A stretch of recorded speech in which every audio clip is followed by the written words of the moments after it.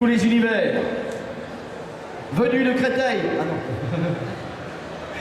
Pour la première fois dans l'univers, les Enlanob dit les nous.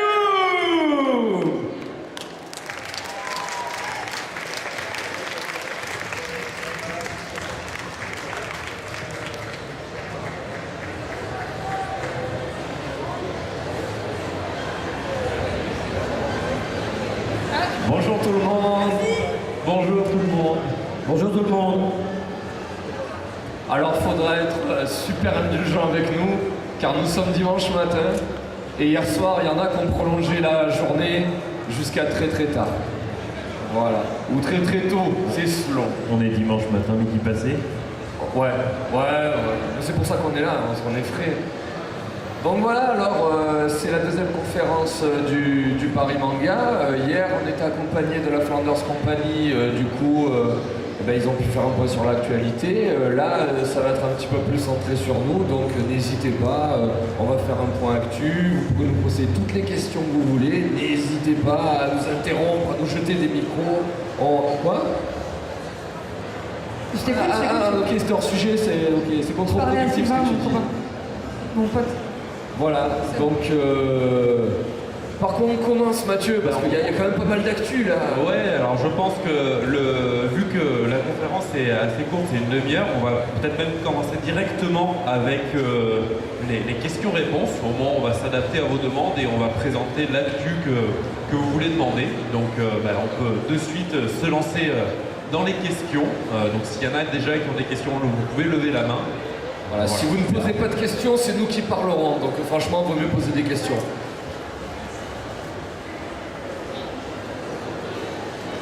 Donc une jeune Alsacienne essaie de parler là-bas. On se retrouve à la sortie, toi, tu vas voir.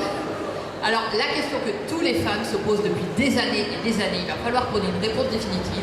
À quand la sortie de l'épisode spécial Valentin Yaoi, Fantôme contre Mégazelle? C'est petit, franchement. Tout à fait. C'est tout petit. Je te rappelle que la suite, ça implique aussi le marteau, de la choucroute. Ça va, t'énerve pas, c'est bon. On va te répondre. Apparemment, le micro a l'air de vouloir censurer la suite. Merci la régie, c'est cool. Merci la régie, c'est cool. Merci la régie, c'est cool. Alors j'ai absolument pas compris la question, est-ce que quelqu'un peut... C'est à quand est-ce qu'on aura le droit à l'épisode Saint-Valentin avec Fantôme et toi en mode yaoi? Je sais pas. C'est vrai qu'on a traité toutes les thématiques au niveau des fêtes, des jours spéciaux et tout. On n'a pas encore fait la Saint-Valentin. Non, mais je pense, alors cette année ça tombe un peu à l'eau parce que justement on a un tournage, un peu spécial surtout qui s'est calé. Donc ça a un peu chamboulé le planning. Mais je pense que l'an prochain, il y a de très très fortes chances que vous y ayez le droit, parce que c'est vrai qu'on a fait un peu toutes les thématiques, on n'a pas encore fait celle-là. Donc je pense qu'en 2020, on va préparer quelque chose dans cette veine-là qui pourrait être assez sympa. Après, dans la série, on a un personnage qui s'appelle Valentin, qui est très porté vers la gente féminine. Je pense que ce serait plutôt lui l'homme de la situation, plus que Fantôme et Omégazelle. Bon, il y a le PVP, il y a d'autres choses quand même à traiter. Il peut y avoir plusieurs intrigues. Je peux pas être sur tous les fronts, je suis désolé. Merci, la question était très pertinente. Est-ce qu'il y en a d'autres, des questions aussi géniales? Alors en attendant que les gens trouvent une question, justement le tournage spécial dont je parlais, c'est qu'on va avoir, alors vous avez sûrement vu, on a eu la chance déjà d'accueillir Corinne Nemec et Pierre Alain sur un premier tournage. Et on va continuer sur cette lancée, puisqu'on va avoir un nouvel acteur qui vient de l'autre côté de l'Atlantique pour tourner avec nous, Nicolas Brandon de Buffy. Et on aura à nouveau Pierre Alain qui sera là, en plus qui sera là en avance pour pouvoir un peu nous coacher, nous faire une petite masterclass d'acting pour pouvoir nous améliorer parce qu'on est des noobs et faire en sorte qu'on fasse un beau tournage. Mais en tout cas, encore merci de venir parce que franchement c'est génial que tu te rendes disponible aussi bien pour tourner que nous apprendre à être meilleur en acting. Bon, en tout cas, d'abord, je te remercie. Non, d'abord, je l'ai déjà dit hier, moi je suis super content de faire partie maintenant de la famille Noob. Ceux qui me connaissent se disent, tiens, il joue un méchant. Mais c'est bien, j'adore ce genre de personnage. Pour ceux qui ont vu les épisodes Master Pong, qui est un gros enfoiré, on peut le dire quand même. Voilà. Je confirme. Donc on a tourné avec Corinne Nemec, c'était vraiment une super expérience et avec vous c'était absolument génial, dans le bon esprit encore une fois. Et c'est vrai que ce qu'on va essayer de faire maintenant avec toute l'équipe, c'est que je vais essayer non pas essayer, je vais le faire, prendre du temps et du plaisir pour chacun voir comment chacun peut passer un petit step de jeu, parce que c'est vrai que c'est pas votre métier au départ, et que comment on peut partager ça, comment on peut voir non pas les défauts, mais en tout cas la dynamique sur quoi vous pouvez vous appuyer pour être un peu plus à l'aise, être un peu plus précis, être un peu plus heureux dans le fait de faire. On est heureux de le faire, mais on a toujours un peu peur. Donc l'idée c'est de partager avec vous des petits trucs, des petites techniques, et puis de vous aider, et puis d'être au cœur du truc, quoi. Et voilà, donc moi je suis super fier, je sais que c'est aussi, on va tourner dans cet épisode encore en anglais-français, c'est ça? Tout à fait, oui, on adapte pour pas embêter trop les... Voilà. Parce que nous parler anglais, déjà ça serait un carnage. Puis on va pas imposer à ce pauvre Nicolas d'apprendre tout un script en français. Tout à fait, ouais. Mais c'est quand même pour dire, ceux qui ont vu l'épisode, c'est pas évident, parce que toutes les répliques que j'avais avec Corinne, c'était... il fallait que je comprends un peu l'anglais quand même, mais... Je devais jouer sur son anglais à lui, donc c'était assez étrange. Et puis Corinne ne parle pas un mot français. C'est-à-dire qu'à chaque fois, je sais pas si tu te souviens, il avait son script caché sous la nappe et il me demandait on en est où, parce qu'il était complètement perdu. C'était quand même un sacré jeu d'acteur pour vous deux. On est obligé de voir les points d'entrée et là justement c'est un truc qu'on pourra développer. C'est vraiment une histoire de regard. Même si Fabien est très, encore une fois, j'utilise souvent ce mot-là, mais bienveillant dans sa façon de filmer, parce que c'est vachement bien. Il vous angoisse pas en disant, ok, vous avez 2 ou 3 caméras qui tournent, donc faites super attention à ça. Non, il est avec vous, il vous dit, ok, refaites la réplique, etc. Donc vous êtes concentré sur une réplique et non pas sur ce qu'a dit le personnage juste avant. Mais ça, on pourra le voir aussi. En tout cas, voilà, encore une fois, c'est une super aventure et j'espère être encore plus méchant. Et pour terminer sur la masterclass, il faut savoir que c'est pas Fabien un jour qui a décrété qu'on était tellement mauvais qu'il allait prendre quelqu'un pour nous coacher. C'est vraiment une envie de l'équipe. C'est vraiment l'équipe qui avait envie de progresser, qui s'est dit voilà, ça serait cool qu'on ait quelqu'un pour recevoir des conseils et tout, pour essayer de devenir pas bon, moins mauvais, voilà. Et en fait, ce qu'on attendait depuis un moment, c'était l'homme providentiel, l'homme de la situation. Et il est là. Et c'est là où donc on a fait la rencontre avec Jésus, avec Pierre-Alain. Et bon, au-delà du fait que c'est quelqu'un d'adorable et avec qui ça a très bien matché direct, c'est quelqu'un qui a vraiment l'envie de transmettre. Et voilà, donc je pense vraiment que c'est la bonne rencontre et en plus au bon moment. Je pense que l'envie de progresser, au début on était là pour s'amuser, on l'avait peut-être pas, et on se contentait un petit peu des acquis qu'on avait avec la pratique là, de nombreuses années. Là vraiment il y a la volonté de l'équipe de progresser sur l'acting. Il y a Fabien qui a énormément progressé sur la réal, sur les effets spéciaux. Donc voilà, là maintenant il y a l'équipe qui a envie un petit peu de se mettre à niveau aussi. Et là je pense que c'est le bon moment avec la bonne personne. Je te remercie, je te dois combien? Alors, est-ce qu'on a des questions? Je vois. Il y en a même deux. Ok. Petite question. Est-ce qu'il y aura d'autres rap battles comme avec Omega Zell et Tenchi Rock? Alors, c'est prévu, on a des idées. Enfin, Anne-Laure a des idées, puisque c'est principalement Anne-Laure, donc Gaïa, qui s'occupe d'écrire et de préparer tous ces épisodes et ces petits rap battles. Donc je pense que ça se reprendra, mais je ne sais pas quand. Ça va dépendre beaucoup du temps qu'on a, parce qu'on a un planning assez chargé, on a beaucoup de tournages de programmés, on a le jeu vidéo, on a toujours la maison d'édition à faire tourner, et surtout on a bientôt les tournages du film qui vont commencer. Mais d'un autre côté, justement, le fait qu'on commence à tourner le film, il n'est pas impossible qu'on commence à aller tourner un peu ailleurs qu'à Toulon, à faire quelques tournages délocalisés et à augmenter un petit peu la cadence des tournages à partir de l'été 2019, enfin après l'été 2019. Et pourquoi pas profiter justement de ces tournages qui vont un peu se multiplier pour, pendant les temps morts ou quand on a le temps, ou en parallèle des tournages, commencer à tourner un nouvel épisode de Rap Battle. Alors je ne sais pas qui va s'y coller cette fois, mais en tout cas il y a des idées. Je sais qu'Anne-Laure a déjà noté plein de possibilités, donc il y a de fortes chances qu'on puisse revoir ça un jour ça sera assez marrant. Pourquoi pas même une rap battle Master Pong contre Top Big Sanjo. Attends, moi je veux faire ça. Hein. Ça pourrait Tricheur, être, voleur, tricheur et séducteur. Cherche pas mon nom, j'en ai plusieurs. Indique aux flics, je fais du fric. New York, Bangkok, troc et trafic.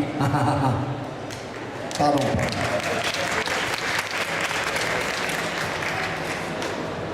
J'ai gagné?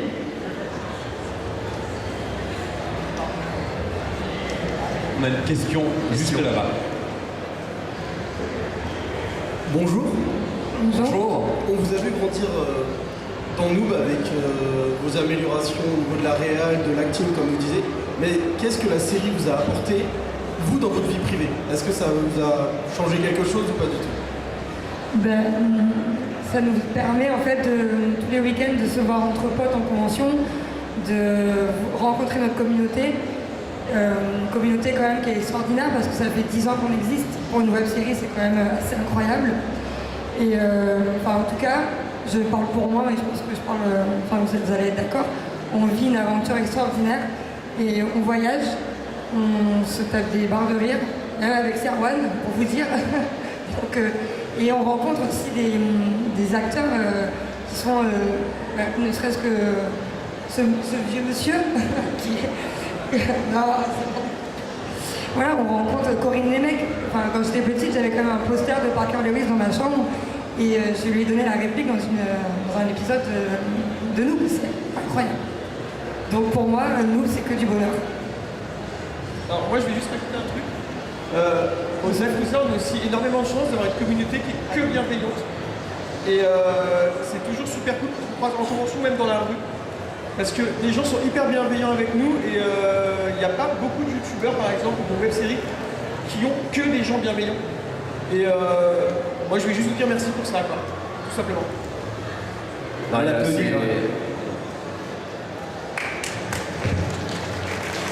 Merci.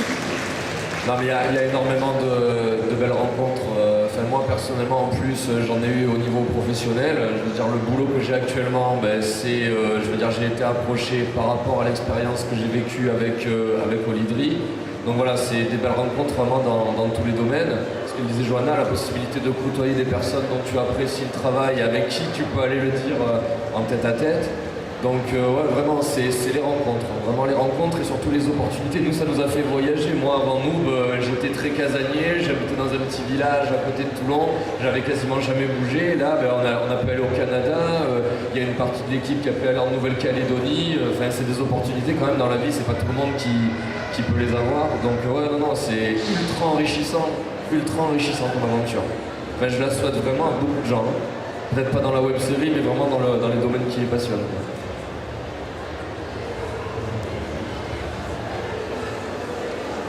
On a une question là-bas.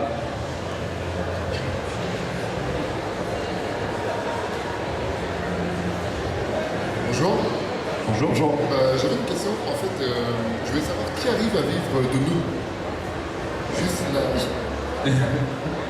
Alors moi j'ai la chance grâce à Noob d'avoir un travail qui est très lié à nous, puisqu'en fait je m'occupe de beaucoup de choses chez Olydri, notamment déjà de l'événementiel, de préparer les salons, d'être en contact avec les organisateurs.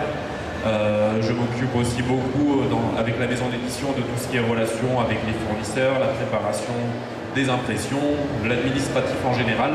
Donc c'est des choses dont on a besoin pour pouvoir créer et faire tout ce qu'on fait aujourd'hui, et j'ai la chance de pouvoir vivre de ça directement. Après, il y en a aussi beaucoup qui ont pu avoir cette chance d'avoir des opportunités professionnelles indirectement grâce à nous. Je pense par exemple à Julien qui a eu, notamment au début du travail avec Olydri, qui a débloqué des contacts et des opportunités professionnelles grâce au réseau de Zoom, justement. Alors il y a moi, mais on peut également citer Sparadra qui actuellement bosse en tant qu'animateur directement lié à l'événementiel.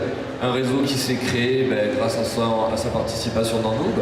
Arteon, il y a quelques années, a été approché par la structure Eclipsia pour du streaming par rapport à sa communauté de Noob. Donc de vivre directement, peut-être pas, Mais d'avoir des opportunités grâce à nous, oui, il y en a plusieurs qui en ont profité dans les Et jeux. on peut faire aussi vivre plusieurs auteurs. Je pense notamment à Philippe et Florence qui sont au dessin et à la couleur de la BD Noob, de la BD du blog de Gaïa, de la BD Néogicia, et donc forcément à Fabien et Anne-Laure qui participent aussi à ces projets. Parce que oui, avant tout, on fait vivre beaucoup d'auteurs, vu qu'on est dans un domaine créatif, artistique. On fait surtout vivre des auteurs avant de faire vivre d'autres profils de personnes comme le mien, où c'est plus dans l'administratif. Mais voilà, c'est des opportunités indirectes ou directes qui ont permis quand même à beaucoup de monde dans l'équipe d'avoir des opportunités professionnelles ou même des expériences ponctuelles qui ont pu leur apporter des choses très très intéressantes dans leur parcours.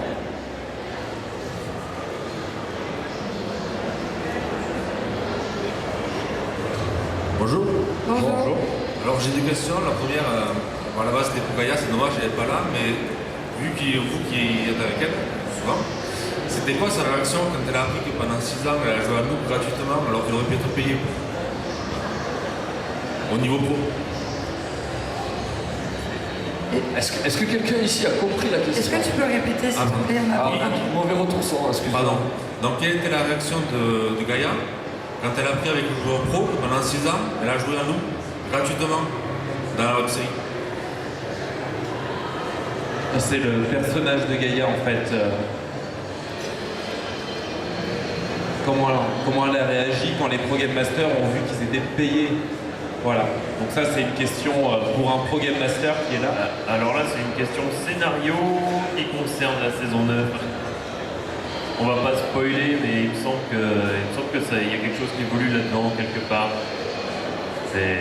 Il n'y a que Fabien qui peut répondre à ça dans les vidéos. C'est vrai que c'est très très pointu. Parce que les questions que tu poses, mais là je pense que Fabien serait le mieux à même de répondre. Mais oui, parce que là sinon on passerait dans l'interprétation. Qu'il a prévu des choses par rapport à ça, que ce soit dans la saison 9 ou dans le prochain film, qui seront très centrés autour de cette intrigue scénaristique. Donc il y aura probablement plus d'indices par rapport à ça. On n'a pas non plus toutes les indications de Fabien sur le scénario, sur les réactions de tous les personnages. Mais oui, c'est dommage qu'il ne soit pas là ou Anne-Laure justement pour en parler. Mais je pense malgré tout, la question est hyper intéressante parce que quand on a commencé Noob, je veux dire en fait, Noob ça a un petit peu suivi l'évolution du milieu du gaming qui ensuite est devenu actuellement l'e-sport. Et c'est vrai que l'e-sport, donc le gamer qui est payé pour jouer, c'est un ressort scénaristique, on était obligé de se jeter dessus. C'est vraiment une évolution sociétale qui pour nous les geeks est absolument extraordinaire. Donc franchement, il ne fallait pas se priver de traiter le sujet. Mais c'est vrai que voilà, le personnage de Gaïa au début qui cherchait un petit peu à survivre en jouant aux jeux vidéo, c'est une problématique qui pourrait être réglée actuellement. Mais à l'époque, on n'avait pas cette donnée. Donc moi j'étais vraiment ravi qu'on puisse traiter l'e-sport. Vraiment, le fait que les gens maintenant peuvent être payés pour jouer et surtout qu'on apprécie leurs prestations. Parce que maintenant c'est devenu un sport, et on en parlait moi aux Jeux Olympiques. Je trouve ça que c'est vraiment extraordinaire et je suis content qu'on puisse le traiter. Non mais dis-le, le personnage s'est suicidé et les tournages sont enfin sympas. Quoi? Ah oui. Question? Ouais, non, merci. La deuxième question c'était est-ce qu'avec la multiplication des salons geeks, vous arrivez encore à tous les couvrir, même en divisant l'équipe?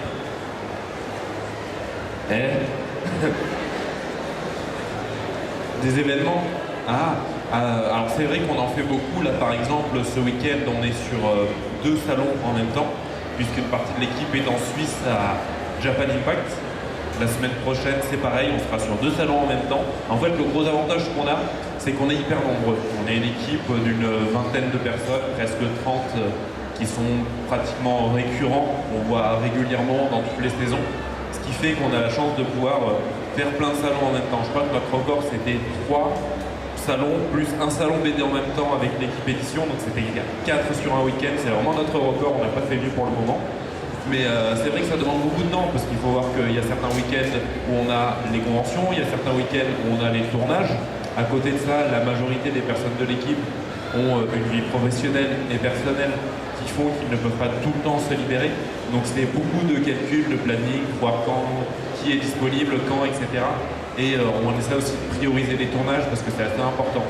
Mais on a toujours eu l'habitude de fonctionner comme ça depuis 10 ans. Donc au final, c'est quelque chose qui est rentré dans les mœurs. On a vraiment l'habitude de travailler comme ça et ça n'a pas vraiment changé depuis 10 ans et c'est vraiment rentré maintenant dans la routine. On sait que voilà, il faut juste prévoir un petit peu en avance pour pouvoir s'organiser correctement.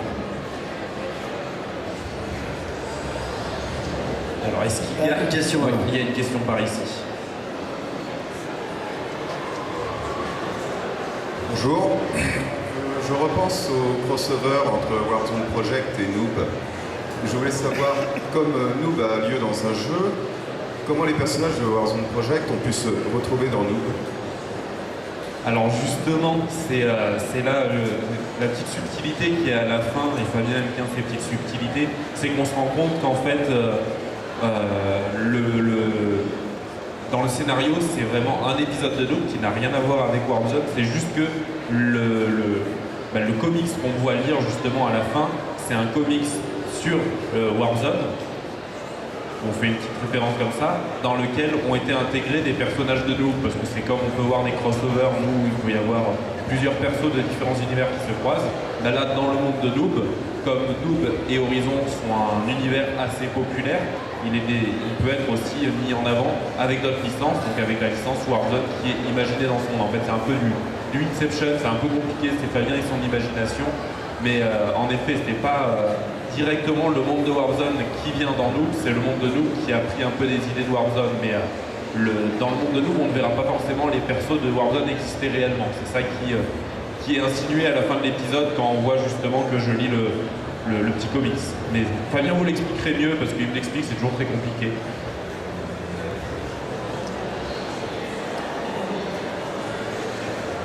Oui, dans Warzone, c'est vrai qu'il y a un héros dont le pouvoir est d'aller dans le jeu vidéo et c'est pas impossible qu'un jour, si on reprend les tournages de Warzone, ce qui est prévu, ce personnage-là puisse un jour atterrir dans un jeu vidéo qui fasse référence à Noob. C'est principalement de la référence, ça ne veut pas dire qu'il va y avoir une véritable implication du scénario entre les deux et qu'il y aura des répercussions réellement sur les deux univers en même temps. C'est plus l'idée du clin d'œil et du teasing pour montrer que Warzone, c'est pas oublié, on va probablement reprendre. Reste à trouver le temps et surtout en fait le temps de faire ça parce que c'est clairement ce qui nous manque, c'est le temps, tout simplement. On a une autre question, je crois. Bonjour. Oui. Je voudrais savoir, est-ce qu'il y aura un jour un duel entre Omegazelle et Spectre ou Amaras? C'est une excellente question.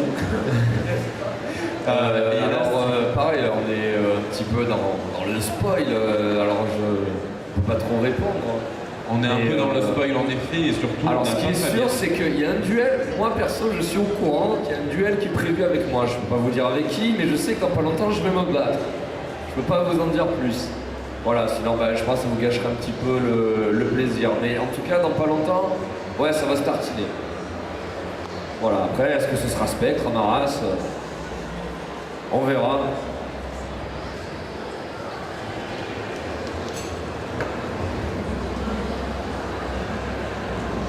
Bonjour. Bonjour. Quand est-ce qu'on aura enfin dans la saison 9 le retour de Sparadra? Parce qu'il a fait très peu d'apparitions. Moi personnellement c'est mon personnage préféré et j'ai hâte de le retrouver. En fait, on le voit très peu tout simplement parce que, comme on expliquait par rapport à la question tout à l'heure sur les opportunités professionnelles, et grâce à Noob, son métier maintenant, c'est de faire régulièrement le week-end des événements et des animations en salon. Or, nous, on tourne pratiquement exclusivement le week-end. Forcément, ça devient compliqué vu que c'est son métier, il est pris pratiquement tous les week-ends. C'est 80% des week-ends où il est en déplacement, il fait des animations. Et ça devient compliqué d'avoir la possibilité de le faire venir sur ces tournages-là. Donc quand le planning est bien coordonné, ça marche, mais si hélas il est pris, priorité à lui de respecter ses contrats et son obligation professionnelle, donc forcément on ne peut pas le voir dans les épisodes de Noob. Mais voilà, nous, dès qu'on aura l'opportunité, il y aura plein de tournages, on trouvera forcément des moments pour le faire tourner. Il est forcément moins présent, mais ça ne veut pas dire qu'on ne l'a pas oublié et qu'il ne continuera pas à tourner. Puis là, actuellement, au niveau du scénario, il y a une orientation un petit peu fluxball pour Sparadra. Je sais que c'est un sujet que Fabien tient à cœur. Je pense que quand on va rentrer dans le vif du sujet, qu'on va un petit peu développer, surtout qu'on aura la possibilité de faire des gros tournages de football, je pense que le personnage va reprendre un rôle beaucoup plus central qu'il a actuellement. Là où on est quand même beaucoup tourné sur le PVP, là où c'est jamais été un personnage qui a fait du duel, à part une fois avec Arthéon. Donc voilà, quand on va retraiter le football, je pense qu'il va être un petit peu recentré. Mais bon, actuellement, on n'est pas dans des problématiques qui l'impliquent beaucoup forcément. Voilà. Et là, il est déjà 12h30, donc on va déjà devoir clôturer la conférence. Mais si on nous autorise, on peut faire une dernière petite question. Ça dépend. Dernière question. Alors une dernière. Avant d'avoir eu l'idée de Noob, vous faisiez quoi? Oula, c'est des choses qu'on peut trouver sur Internet. Ça s'appelait pas Noob. Alors, on faisait plein d'autres délires entre nous. Je pense notamment à Lost Level, à Fumier Rose. C'est tout des choses que Fabien a remis en grande partie sur Internet. Donc il suffit de retrouver juste les bons noms, de taper les recherches sur Google et sur YouTube. Et vous retrouverez tout ça. Vous verrez, on est encore plus tout jeune. Moi, je devais avoir 8 ans. Je ne parlais même pas. Toi c'était Moi, j'avais pas de barbe. Toi, t'avais pas de barbe. En fait, il faut comprendre d'où tout démarre. En fait, on avait les mêmes passions que les personnes qui sont ici. On faisait des salons spécialisés, on se cosplayait et on venait délire avec des potes le week-end. La seule différence, c'est que nous, on a poussé le vice beaucoup plus loin, on se filmait. Alors ça peut paraître très malsain, mais à la base, vraiment, on se cosplayait. Moi, je me rappelle, mon premier cosplay, c'était Greg Sayaman dans Dragon Ball Z. On se cosplayait, on partait dans la forêt, on prenait la caméra, qui était la caméra avec laquelle la maman de Fabien filmait ses vacances, et on se filmait, et ensuite on le mettait même pas sur YouTube, parce qu'il n'y avait pas YouTube, mais ensuite on montait ça, et ensuite il y a eu la volonté de faire un scénario, et donc d'où le goût pour la vidéo et tout. Mais je veux dire, voilà, donc avant nous, on se déguisait, on se filmait et on se le passait entre potes. Et un jour, on l'a mis sur Dailymotion, oui, avant YouTube. Donc voilà ce qu'on faisait avant nous, la même chose, à part que personne ne regardait. Mais on s'amusait pareil. Pour répondre un petit peu à ta question, parce que je me suis posé la même question avant de les rencontrer, évidemment. Qui sont ces gens? Qui sont ces gens-là, tu vois? Le gars, il vient vers moi, il me dit qu'est-ce que tu peux, quoi. Et en fait, j'ai découvert un truc qui est génial, c'est que, peut-être vous le savez tous, mais moi je ne le savais pas, mais c'est 4 frangins et frangines au départ. 4 ou 5? On est 4. On est 4. Ah ouais, vous êtes peut-être 12, parce que tu me caches des choses des fois. Donc il y a Mathieu, il y a Johanna, il y a Fabien et Pierre. C'est ça. Et donc au départ, c'est quand même des frangins et frangines qui s'amusent entre frangins et frangines. Et avec leurs potes qui structurent tout ça, c'est une sorte de galaxie. Et franchement, quand on regarde le ciel, la galaxie Noob, c'est pas mal du tout. Voilà. C'était beau. C'était un beau mot pour finir cette conférence. C'est bien présenté. Merci d'être venu aussi nombreux pour voir cette deuxième conférence. Nous, on va retourner sur le stand pour manger un peu et vous pourrez nous y retrouver tout l'après-midi si vous voulez poser d'autres questions, demander des dédicaces, ça sera avec grand plaisir. Merci. Merci à tous.